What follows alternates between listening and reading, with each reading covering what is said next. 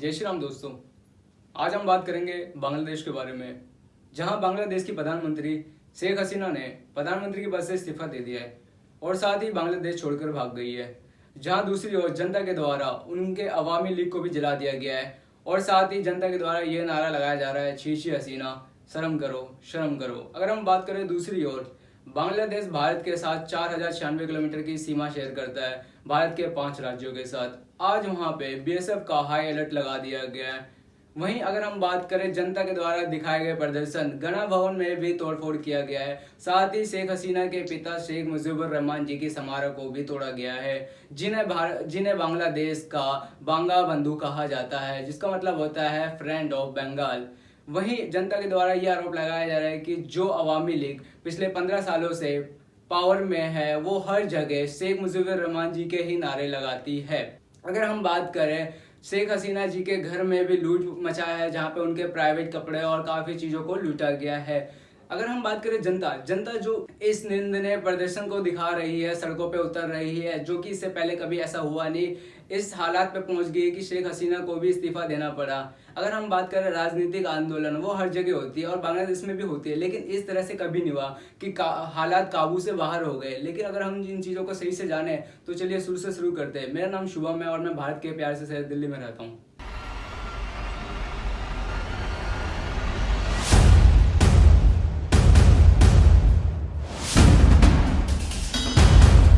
हालात इतने बेकाबू हो गए थे कि शेख हसीना को देश छोड़कर भागना पड़ा।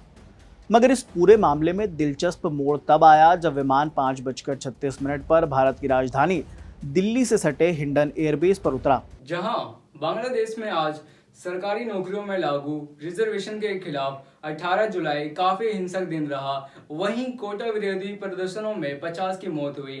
अगर हम इन चीजों को डिटेल से जाने तो हमें इतिहास को जानना होगा। आइए हम जान लेते हैं इतिहास को। अगर हम बात करें 1970 में, जहां ईस्ट पाकिस्तान, जिसे आज हम बांग्लादेश कहते हैं, और दूसरी ओर वेस्ट पाकिस्तान, जो आज पाकिस्तान है, वहां दोनों और बहुमत से सरकार बनी। जहां लेकिन अगर हम बात करें बहुमत, जो 162 सीट में से 160 सीट जीत कर शेख मुजीबुर रहमान जी ने सरकार बनाई और बांग्लादेश क्रिएट किया। लेकिन ये चीज वेस्ट पाकिस्तान को मंजूर नहीं था, तो उन्होंने ईस्ट पाकिस्तान, जिसे आज बांग्लादेश कहते हैं, वहां पे आक्रमण किए। जिस चीज इन आक्रमण में या इन फाइटिंग में, इन जो लड़ाई हुई है, इसमें जो फ्रीडम फाइटर हिस्सेदारी दिए बांग्लादेश को सेव करने के लिए, बांग्लादेश बनाने के लिए, उन फ्रीडम फाइटर के ग्रैंड चिल्ड्रन और चिल्ड्रन के लिए शेख मुजीबुर रहमान जी ने रिजर्वेशन कोटा लाया।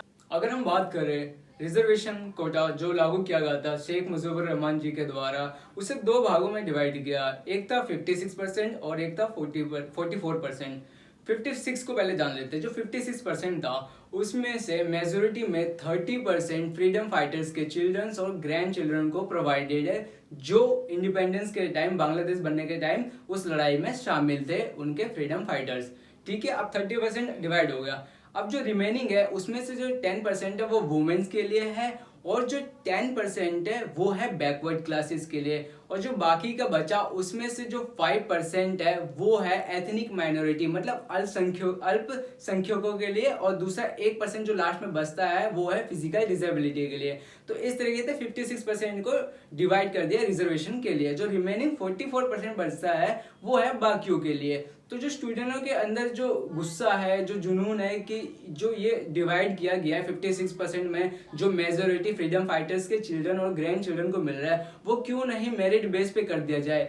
जो जनता है बांग्लादेश की, उनका ये मांगना है कि 94% मेरिट बेस पे कर दिया जाए, और जो रिमेनिंग है, जैसे बैकवर्ड क्लास, एथनिक माइनॉरिटीज और फिजिकल डिसेबिलिटी, इनके लिए स्पेशली सीट रखा जाए। लेकिन 94% मेरिट बेस पे किया जाए कि हर किसी को गवर्नमेंट जॉब पाने का अवसर मिल सके। जहां बांग्लादेश का अगर हम इतिहास की बात करें, पिछले कुछ सालों से जहां बांग्लादेश ने अपना जो इकोनॉमिक है उसको ग्रोथ किया है सिर्फ टेक्सटाइल इंडस्ट्री से, जहां सिर्फ इसी इंडस्ट्री में बांग्लादेश बड़े बड़े फैशन ब्रांड को कपड़े सप्लाई करके सालाना $5000 करोड़ का निर्यात करता है।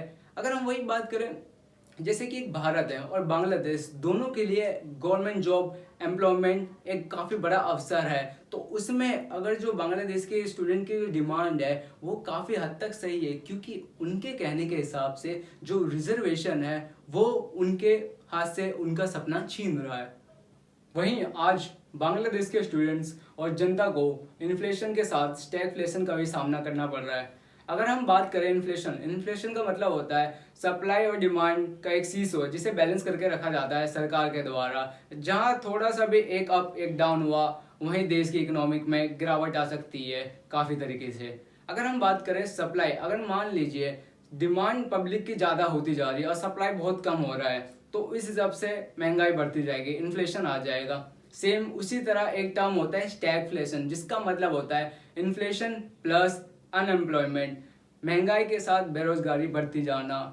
बांग्लादेश के स्टूडेंट्स और जनता का मानना यही है कि जिस हिसाब से उन्हें गवर्नमेंट जॉब में रिजर्वेशन जो फ्रीडम फाइटर के चिल्ड्रन और ग्रैंड चिल्ड्रन को मिलती जा रही है, इस वजह से अनएम्प्लॉयमेंट उनकी बढ़ती जा रही है और साथ में अनएम्प्लॉयमेंट के चक्कर में कमाई हो नहीं रही है, जिस वजह से इन्फ्लेशन भी उनका बढ़ता जा रहा है। तो इसलिए उन्हें स्टैगफ्लेशन के साथ इन्फ्लेशन को भी फेस करना पड़ रहा है। ये तो हो गई जनता और स्टूडेंट के द्वारा दिखाई गई उनकी प्रॉब्लम जो बांग्लादेश में फेस कर रहे हैं। लेकिन अगर हम बात करें, क्या शेख हसीना जो प्रधानमंत्री के पद में थी काफी सालों से, जो फोर्थ टाइम भी इस साल जीतकर प्रधानमंत्री के पद में आ चुकी है बहुमत से, क्या उनके रहते हुए भारत के साथ उनकी कनेक्टिविटी सही थी? आइए उन चीजों पे बात करें। अगर हम बात करें रोड की कनेक्टिविटी और रेलवे की कनेक्टिविटी, तो रेलवे की कनेक्टिविटी सबसे पहले हम जान लेते हैं। जहां पे सबसे पहला मैत्री एक्सप्रेस जो कि 2008 में शुरुआत हुई, कोलकाता से ढाका की ओर जाती है जो कि बांग्लादेश का कैपिटल है।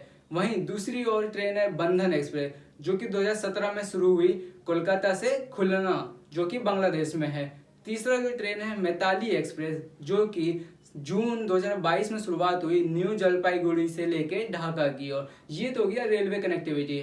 वही हम अगर बात करें रोड कनेक्टिविटी इंडिया और बांग्लादेश के बीच में, तो फाइव बस सर्विस ऑपरेट किए जाते हैं इंडिया और बांग्लादेश के बीच में, जो कि कनेक्ट करता है कोलकाता, अगरतला, गुवाहाटी को ढाका से। वहीं अगर हम दूसरी ओर बात करें पोर्ट कनेक्टिविटी, बंदरगाह की कनेक्टिविटी के बारे में, तो इंडिया और बांग्लादेश ने एग्रीमेंट साइन किया है for the usage of Mongla port in 2023 और चित्तागोंग पोर्ट भी। ये तो हमने जान लिया इंडिया और बांग्लादेश के बीच बायलैटरल रिलेशन को।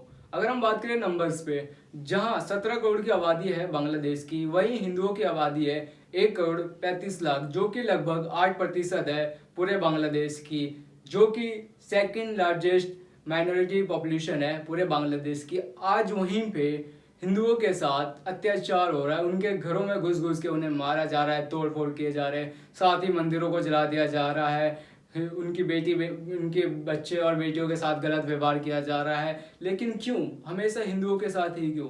चाहे वो हमारे जितने भी पड़ोसी मुल्क हो, पाकिस्तान, अफगानिस्तान, श्रीलंका और अब बांग्लादेश भी ये प्रूव कर चुका है कि हिंदुओं के साथ ही गलत होता है। तो इससे बेसिक यह समझ आता है कि ये जितने भी कंट्री हैं जिनका मैंने नाम लिया, यहाँ पे जो मैक्सिमम पॉपुलेशन है वो है इस्लामिक, जब यानी कि हम मुस्लिम को नहीं कह रहे, हम कह रहे हैं वो उन जिहादियों के बारे में जो स्टूडेंट्स के कंधों पे, जनता के कंधों पे बंदूक रख के गोली चला रही है। जी हाँ, जिस हिसाब से बांग्लादेश का हमें इतिहास पता है वो पहले पाकिस्तान था, लेकिन शेख मुजीबुर रहमान जी के वजह से वो बांग्लादेश बन चुका और एक अच्छी ग्रोथ पे इकोनॉमी में जा रहा है। लेकिन उन जिहादियों की वजह से वो अब ऐसा लग रहा है वो दोबारा पाकिस्तान बनने के कगार पर जा रहा है।